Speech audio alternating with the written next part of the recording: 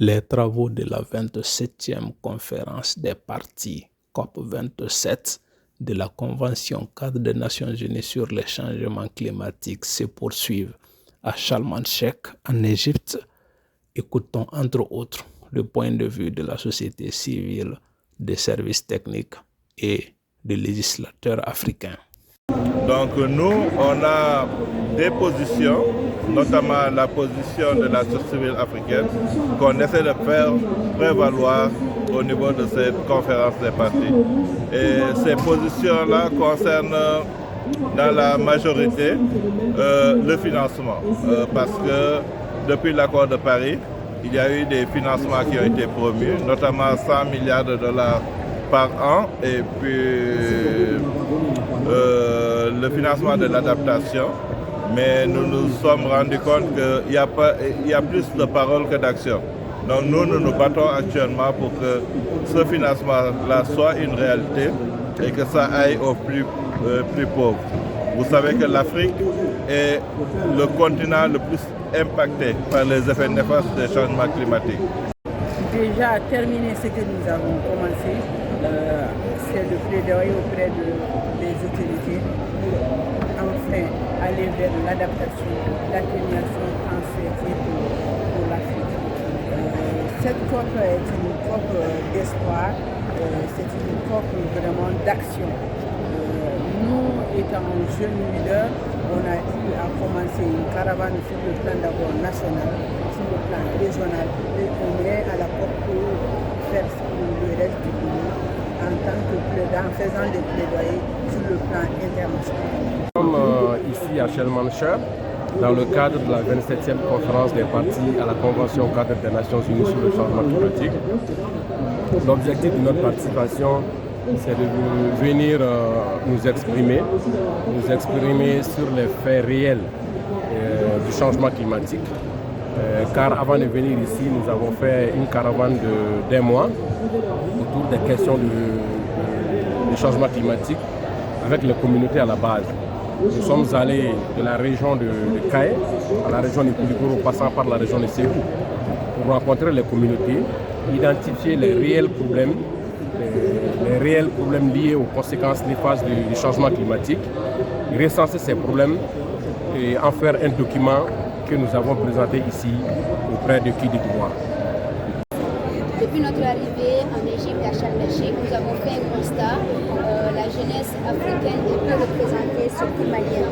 Et qu'est-ce que nous pouvons faire vraiment pour apporter comme solution? Voilà pourquoi nous avons initié ce Side Events avec d'autres jeunes du Sénégal, du Niger, du Burkina Faso et avec d'autres pays au niveau de l'Afrique pour parler un peu vraiment des défis liés au changement climatique. Nous sommes venus à la COP déjà étant membre du Parlement national de la jeunesse pour l'eau.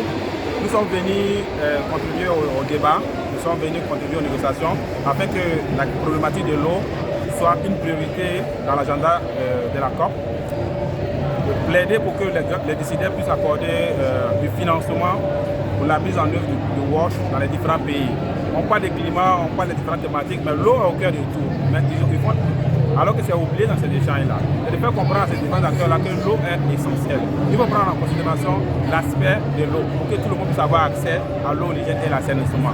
Donc nous sommes là non seulement pour participer à ces échanges-là, au plaidoyer et tout ça, mais en même temps aussi faire du networking, partager nos expériences aussi aux différents jeunes qui sont venus des autres pays également, faire des résultats également, afin d'avoir une force commune pour impacter à travers le plaidoyer, la sensibilisation surtout au niveau de cette COP-là. Et également, nous sommes venus également apprendre comment ça se passe avec elle, surtout il y a les thèmes techniques, comment ça se passe et tout ça là. Apprendre pour pouvoir préparer la relève. Bon, par rapport à l'assainissement, comme nous sommes en collaboration avec le ministère de l'Environnement, de l'Assainissement et du Développement durable, donc nous sommes en train de rapprocher le ministre pour voir ce qu'il peut faire dans le domaine de l'assainissement. Parce qu'on voit que le ministre, c'est vrai, il est le ministre de l'Environnement, mais ce sont les collectivités qui sont chargées de l'assainissement de la ville. Donc ils doivent être en rapport avec les collectivités pour voir ensemble ce qu'ils peuvent faire vraiment pour améliorer l'assainissement, que ce soit dans le district de Bamako, mais aussi dans le Mali tout entier. Ma contribution, c'est d'abord participer à cette COP, mais aussi et surtout expliquer les problèmes que nous avons dans notre pays, surtout dans le cadre de la coupe de la mangrove par des actions anthropiques, dans le cadre qu'on appelle de la pêche et les coupes de bois pour le séchage des poissons. Donc je viens voir est-ce qu'il y a une possibilité de remplacer cette coupe abusive de bois de mangrove par d'autres méthodes. Et éventuellement si je peux avoir des financements dans le cadre de la restauration des domaines de mangrove déboisés. Le panel auquel nous venons de participer, c'était pour parler du fleuve Niger, notamment de l'expérience du Mali dans le cadre de l'aménagement et la protection des berges. Et on a pris en illustration le village de Diafaradé, qui a failli être rayé de la carte du Mali, et pour lequel le gouvernement du Mali a mobilisé d'importantes ressources pour aménager le village.